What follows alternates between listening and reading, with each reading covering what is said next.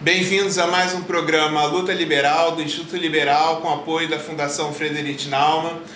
Hoje nós vamos voltar àquela origem do nosso programa, né, que é mais um bate-papo com convidados. Meu nome é Bernardo Santoro e eu estou aqui com o Rodrigo Constantino, presidente do Instituto Liberal.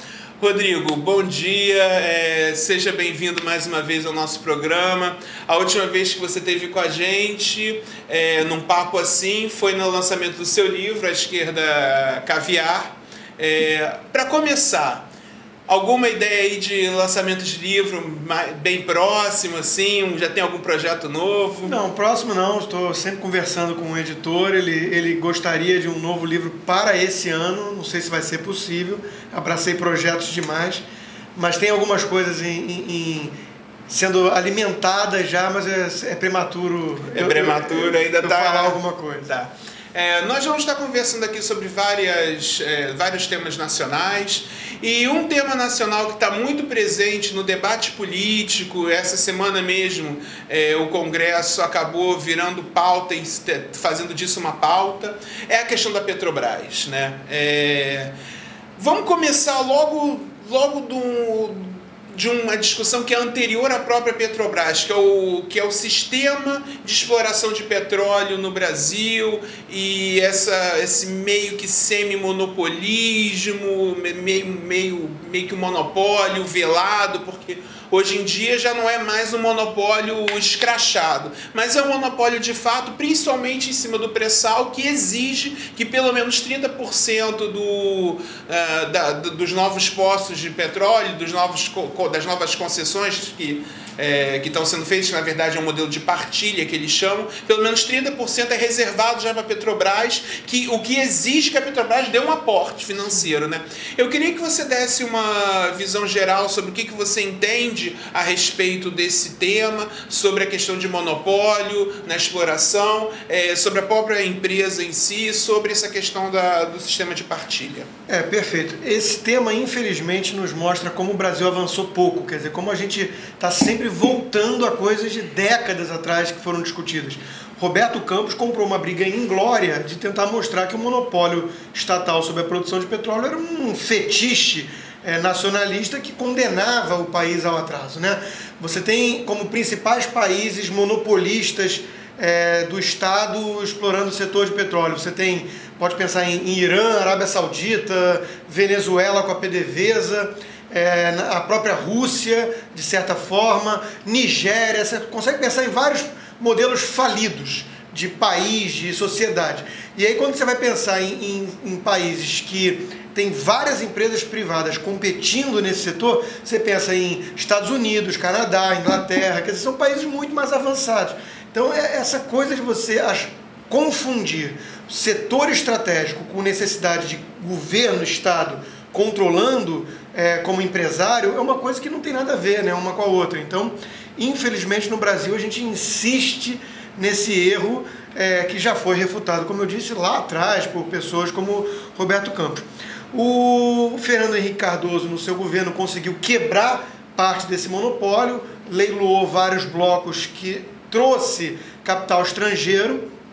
Isso deu um choque de produtividade no setor. A própria Petrobras teve que se profissionalizar mais, passou por gestão mais técnica, presidentes que tinham um currículo mais técnico. Atual? Não, eu digo lá de Felipe Reich, lá atrás, né? Gross. E com a chegada do PT no poder, isso foi desfeito, né? Então, eu acho que o Gabrielli é a figura mais... Exato, mais icônica desse retrocesso. Sim. Então, foi uma politização escrachada da empresa, e quando veio a descoberta do pré-sal, e isso colocou olho gordo dos políticos na empresa, né, achando que acreditaram nas promessas de que aquilo era realmente o Brasil tinha descoberto reservas que ia ser a próxima Arábia Saudita, né? Você teve essa tentação de novamente monopolizar tudo isso no Estado, e aí o governo Lula parou com os leilões, ficou 5 anos sem fazer novas concessões, refez o modelo todo para colocar o controle maior no Estado, e aí foi essa desgraça que nós estamos vendo. Então, infelizmente, o caso da Petrobras é um caso sintomático de uma mentalidade ultrapassada no Brasil, porém muito persistente, de que cabe ao Estado ser um empresário monopolista em setores tidos como estratégicos. Basta lembrar que a Vale do Rio Doce atua num setor tão estratégico quanto, que é um setor de minério, de exploração de minério de ferro, e quando ela foi privatizada, isso só teve benefícios para o país. Exportamos muito mais, a empresa passou a empregar muito mais gente, de forma mais eficiente, teve muito mais lucro, arrecadou muito mais imposto para os cofres públicos. Quer dizer, todas as métricas melhoraram, ninguém saiu perdendo, à exceção de alguns políticos e seus apaniguados, ou então de funcionários meio encostados ali, meio acomodados, que não querem efetivamente produzir. A Petrobras hoje ainda é refém dessa mentalidade equivocada. Infelizmente. Então, já que você citou modelos, primeiro eu vou falar sobre outros 2 modelos, né? Primeiro, já dentro daquilo que você falou de tem alguns modelos monopolistas ruins. Queria que você citasse um pouco o modelo norueguês, que eu acho que parece ser uma exceção dentro desses países atrasados. A Noruega é um país bem desenvolvido, com bons índices sociais e que tem uma estrutura monopolística. Queria que você comentasse um pouco sobre esse modelo e depois a gente vai falar um pouquinho sobre os Estados Unidos. A Noruega é o grande exemplo da exceção que justifica a regra. É um país de 5 milhões de habitantes, com uma população bem homogênea, com uma cultura avançada, com uma democracia sólida, quer dizer, tudo aquilo que não tem nesses outros países que eu disse. De repente descobriram que sentavam em cima de um poço enorme de petróleo. Isso foi como ganhar na loteria. Eles conseguiram criar um fundo separado, gerido de forma profissional, para poder visar ao longo prazo os benefícios dessa descoberta de petróleo, e conseguiram manter a Statoil, que é a empresa que cuida disso, totalmente blindada da politicagem. Quer dizer, isso são coisas que não se replicam em outros países mais atrasados e com pilares institucionais menos sólidos. Mesmo assim, você pode apontar certos problemas na Noruega, né? Isso permite a criação de um sistema de welfare state, de estado de bem-estar social, né? Muito benevolente, que obviamente planta sementes de problemas à frente. Gera maus incentivos para a sociedade, baixa produtividade. Exato. Que é captado pela aquela velha máxima que eu tenho certeza que o nosso ouvinte conhece, que é o avô rico, o filho nobre e o neto pobre. Quer dizer, a Noruega ganha na loteria, tem uma população educada, tem instituições sólidas, mas começa a viver à custa dessa loteria, o que gera problemas de falta de dinamismo do próprio capitalismo, que é quem cria riqueza de fato a longo prazo, que é a famosa destruição criadora que o economista austríaco Schumpeter falava, né? Então você tem problemas à frente que podem ser gerados por esse modelo, mas hoje é fato que a Noruega vive num oásis de estado de bem-estar social financiado com seus petrodólares. Você acha que no longo prazo o fato desses maus incentivos gerados pelo excesso de welfare state, ele pode gerar uma queda de produtividade a ponto da Noruega perder os índices sociais que ela tem? Sem dúvida, já é o que nós vemos hoje, por exemplo, com a Suécia, que não tem esse petróleo todo e já teve várias crises e teve que se reformar, teve que privatizar mais, teve que reduzir um pouco o escopo do Estado, e mesmo assim tem problemas que a imprensa não costuma mostrar, mas a Suécia hoje já não é mais o mesmo país. Eu li recentemente que a Suécia tem atualmente um governo liberal, né, do Partido Liberal local, e que tem implementado várias reformas de diminuição do Estado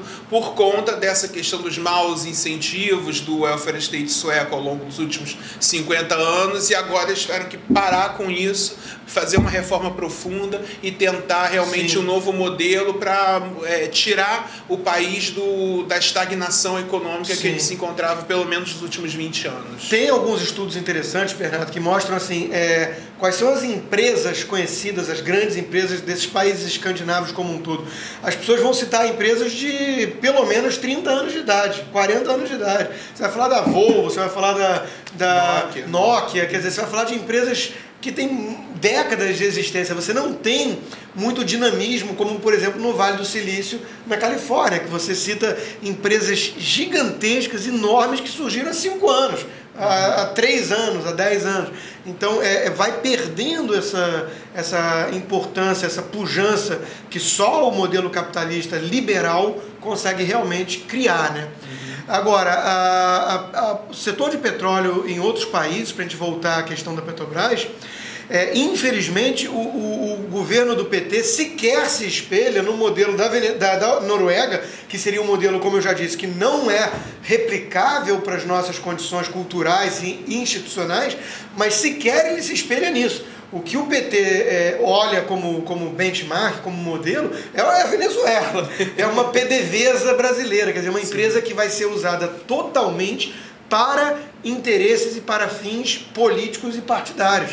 A Petrobras, sob o PT, ela foi transformada num braço do PT, num braço político e do partido. Quer dizer, você politizou a empresa, você deixou de dar aumento no seu preço, sendo que ela tem um programa de investimentos bilionário, multibilionário à frente, para não impactar na inflação no curto prazo. Isso ferrou a geração de caixa da empresa. Você teve apontamentos políticos dentro da empresa, quer dizer, você sacrificou toda a lucratividade da empresa, que por tabela prejudicou todo o seu cronograma de investimentos e fez com que a única métrica que subisse na Petrobras fosse o endividamento. Hoje a Petrobras tem um endividamento acima de 220 bilhões de reais. É uma loucura. Um endividamento líquido, sendo que ela vale menos de 200 bilhões em mercado, né?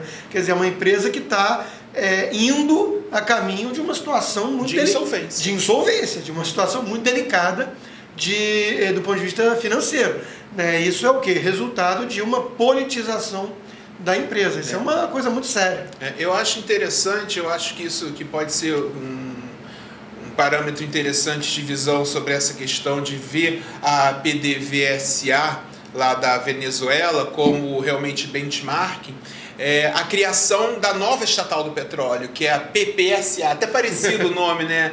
Que é o Petróleo Pré-Sal SA, em que essa é uma estatal interessante porque ela é uma estatal que vai fiscalizar contratos, né? Quer dizer, é a Petrobras que tem os 30% e mais o que tiver que ter, e aí a PPSA funciona como a fiscalizadora da Petrobras no campo do pré-sal, ou seja, mais um cabide de emprego, mais toda uma estrutura para fazer uma coisa que, a princípio, a própria Petrobras já teria capacidade de fazer. Sim, né? E essa sanha de estatista de criar estatais e o debacle do Grupo X, do Eike Batista, deveria ter servido de alerta em relação à empolgação quase que infantil do país como um todo, da classe política principalmente, com esse pré-sal, né? Quer dizer, você já teve gente discutindo que ia tudo para educação e saúde, governadores hipotecando o futuro do Estado e emitindo dívida por conta de um royalty daqui a 10 anos. Rio de Janeiro. Sempre estou falando do garotinho, né? Que é incerto. Então, quer dizer, você tem essa visão sempre um pouco sonhadora, típica do brasileiro, né? Que ignora a realidade como ela é. Isso é uma coisa muito preocupante, né? Então, essa bancarrota do Grupo X deveria ter servido de alerta. Quando tiver esses novos leilões, primeiro, você teve uma participação muito forte da China, que é estatal, que tem outros interesses que não financeiros. Sim. Ela quer o suprimento de ouro negro, de petróleo, porque falta recurso, falta essa commodity na China. E segundo, você teve, como você mesmo colocou, a necessidade da própria Petrobras entrar como minoritária no bloco, com 30%, sendo que ela entrou com 40%, entrou com mais ainda, com um capital que lhe falta hoje, porque, como eu disse, a dívida só sobe e a produção não sobe na mesma magnitude e o preço está congelado pelo governo. Nós temos um caso único no Brasil, no mundo talvez, de uma empresa que torce para o preço do seu produto não aumentar. Porque se o preço do petróleo sobe, a Petrobras tem déficit de caixa, porque ela importa hoje mais, porque ela não consegue suprir a demanda doméstica. Esses dias nós tivemos anúncios de 2 páginas inteiras nos principais jornais brasileiros da Petrobras fazendo mais uma vez essas promessas irreais, que vai crescer 7% a produção ao ano, que vai ter uma produção de pré-sal enorme. Bom, ela prometer é fácil, papel aceita qualquer coisa. Ela não consegue sequer entregar perto daquilo que foi prometido atrás. Ela prometia já um crescimento de 5% de produção e teve uma queda de 2,5% no último ano. E essa promessa foi feita por conta de uma tentativa de buscar novos valores no mercado, né? Houve uma nova busca da Petrobras por financiamento nessa semana para tentar justamente fazer face a esses investimentos que ela vai precisar fazer no pré-sal, nesses campos novos. Ela emitiu 12 bilhões de dólares e a Petrobras ela tem uma deficiência de caixa anual pelo cronograma de investimento pesadíssimo que ela tem à frente, de cerca de 20 a 25 bilhões de dólares por ano. Que ela o déficit anual. É o déficit. Ela gera 25 bilhões de dólares de caixa, mais ou menos, caixa bruto, e ela investe quase 45 bilhões de dólares. Ela precisa procurar no mercado todo ano 20, 25 bilhões de dólares. Quer dizer, e a Petrobras tem conseguido? Não, ela tem conseguido hoje, mas em boa parte, primeiro, pagando cada vez juros maiores. Isso. E segundo, em boa parte, porque os investidores sabem que de uma forma indireta ela conta com a garantia implícita, tácita do governo. O governo brasileiro não vai deixar a Petrobras ter um caso de insolvência, um caso de default de uma dessas dívidas. Então, e é daí que está vindo os 220 bilhões de dívida que ela tem hoje. Isso. Agora, o que isso significa na prática é importante que o nosso ouvinte entenda. Isso significa uma transferência de risco da Petrobras estatal, em uma empresa de capital misto, porque tem milhares e milhares de investidores minoritários, brasileiros e estrangeiros, uma transferência de risco da Petrobras para todos nós brasileiros como contribuintes, como pagadores de impostos. Ou seja, no final das contas, nós somos os garantidores de eventual dívida da Petrobras, que existe, né, de eventual calote, mas nós não ganhamos dividendos. Exato. Né? Quer dizer, exato. Somos os famosos menorotários, em vez de minoritários. Né? Nós somos sócios compulsórios de uma estatal ineficiente, corrupta, como vários escândalos apontam, vários indícios mostram, e extremamente deficitária hoje em dia. Então vamos puxar esse tema da corrupção para falarmos de 2 casos que aconteceram, um mais antigo e um bem recente. Tivemos essa semana no Congresso Nacional a criação de uma comissão parlamentar específica da Câmara dos Deputados para investigar um caso de corrupção envolvendo a Petrobras e uma empresa holandesa.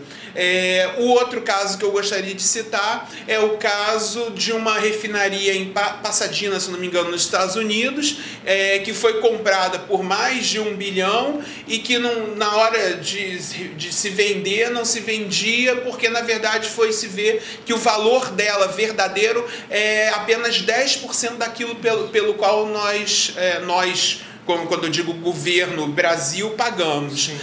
Então, comenta um pouco sobre essa questão dessa fiscalização, da criação dessa comissão para fiscalizar, procurar investigar a questão do caso holandês e também do caso americano. Ótimo. Essa questão do blocão aí, liderado por Eduardo Cunha, do PMDB, é interessante, que mostra que, primeiro, o Brasil é carente de oposição, os tucanos não são oposição de fato, não conseguem muito atuar nessa seara, e quando o PMDB briga ou parte do PMDB briga com o PT, o PMDB sabe fazer oposição melhor que qualquer um, né? Então isso é no mínimo curioso. O que me preocupa um pouco é que isso vai até onde a questão dos interesses de ambos ali não for acertada. Não é uma questão de realmente um bloco representativo do Congresso preocupado com os escândalos de corrupção, querendo investigar a fundo a Petrobras. Parece muito mais uma questão de moeda de troca política. Então, a partir do momento que eles se entenderem, aí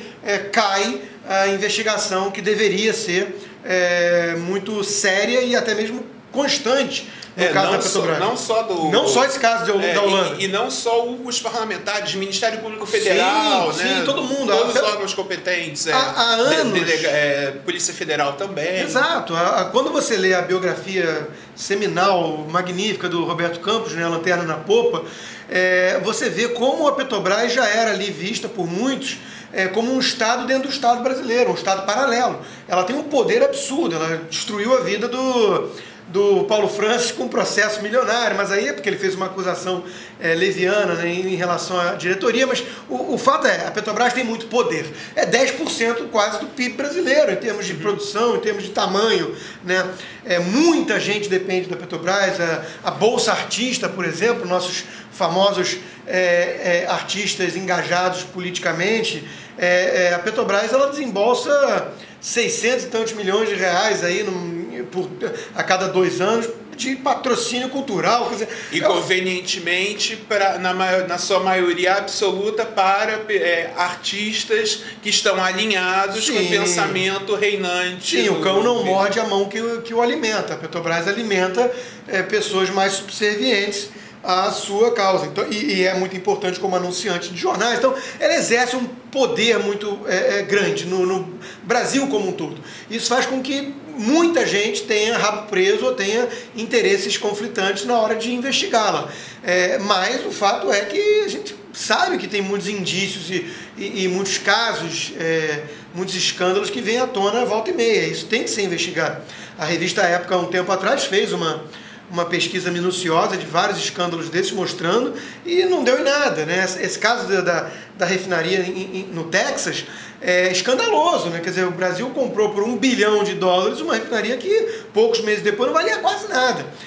Como é que fica isso? Ficou por isso mesmo, né? Então, são coisas... a questão da impunidade no Brasil é muito séria, muito grave, porque vai criando uma sensação, a famosa teoria da janela quebrada, onde, $1 bilhão evaporou e nada aconteceu. Então, vamos embora, né? E continua... E nada vai acontecer. E nada acontece. Então, isso é muito sério. Eu torço para que essa questão da investigação da Câmara dê alguma coisa, mesmo que seja por fins espúrios do PMDB. Às vezes ele controla o começo da história, mas não sabe o que vai surgir. Então essas CPIs, essas coisas assim, tendem a ser muitas vezes uma caixa preta, porque ninguém sabe onde vai dar. Tomara, né? Porque a Petrobras deve ser investigada pelos indícios de malfeitos, como diz o eufemismo que a própria presidente usa tanto. E não porque o PMDB quer colocar a faca no pescoço do PT por questões políticas. Claro. Então eu só posso torcer para que mais coisas venham à tona, para que a Petrobras possa ser uma empresa mais transparente à frente. É do interesse de todo brasileiro. E já que nós estamos falando de Estados Unidos, né, acabou que ficou uma ponta solta do começo do programa, que eu queria que a gente comentasse um pouco sobre o outro tipo de modelo, né, que é um modelo mais amplo, mais transparente, sem monopólio, em livre concorrência, onde a empresa é dona daquilo que explora, como é o caso americano, especificamente, em que, ao contrário do Brasil, em que o dono do solo não é dono do subsolo, né? Lá sim, lá quem é dono do solo também é dono do subsolo, das riquezas, e o governo acaba ganhando na exploração do petróleo com o aumento da riqueza, com o aumento da produção, com impostos, né? Então você tem um outro modelo onde o Estado ele realmente não participa como dono, ele participa como governo, que acaba mordendo uma parte daquilo, mas deixando com que as pessoas e o mercado produza muita riqueza, e sempre na expectativa de que, com a liberdade, isso é o que ocorre quando se tem um modelo de liberdade econômica, a geração de riqueza é tão grande, mas tão grande, que mesmo que você morda muito menos, você acaba mordendo em números absolutos, mais do que aquele governo que montou um esquema monopolista em que ele gera tudo, porque a produção é tão grande que 5% de muito acaba sendo mais do que 50% ou 60% de pouco. Sim, né? A revolução energética que os Estados Unidos estão passando aí pelos últimos anos, com tecnologia de fracking, que é uma coisa ultra complexa para extração de shale gas e tudo mais, é uma questão interessantíssima para comprovar isso. Você tem mais de 30 empresas privadas operando nesse setor de óleo e gás nos Estados Unidos. Isso gera um dinamismo que faz com que uma descoberta que gere uma revolução de produtividade seja abraçada por todos e tenha um aumento de produção fantástico nos últimos anos, graças a esse modelo. É interessante a gente poder trazer uma questão um pouco mais teórica, comprovada pela experiência para o nosso ouvinte, que é uma falácia muito repetida, né, no Brasil principalmente. O que dizem? Né? Que o empresário quer lucrar no curto prazo e não se preocupa com o futuro, só quer explorar o curto prazo, enquanto que o político precisa proteger os interesses nacionais a longo prazo. Aí você transporta isso para a questão do nosso debate de hoje, que é o petróleo, e você vai pensar o quê? Uma empresa, um empresário vai olhar e vai dilapidar aquela reserva toda porque ele quer lucrar no curto prazo, enquanto que o político vai olhar para os próximos anos, para as próximas gerações. Nada mais distante da realidade. É justamente o inverso. Quando o empresário é dono do ativo, quando ele é dono daquela reserva, o valor presente daquele ativo é toda a possibilidade de geração de fluxo de caixa trazido a um valor presente por uma taxa de desconto. Isso é aula de finanças básica.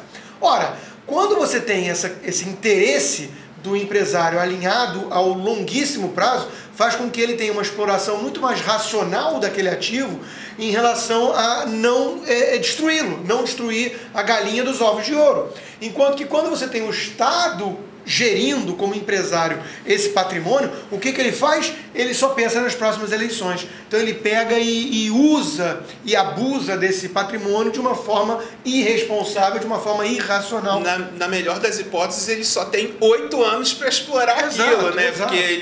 Porque normalmente são 4, né? Exato. A gente está terminando o programa, né, sobre esse tema do petróleo, que eu achei que foi muito legal, muito instrutivo para os nossos ouvintes e telespectadores. Eu quero deixar aqui um convite para que vocês acessem o nosso site www.institutoliberal.org.br.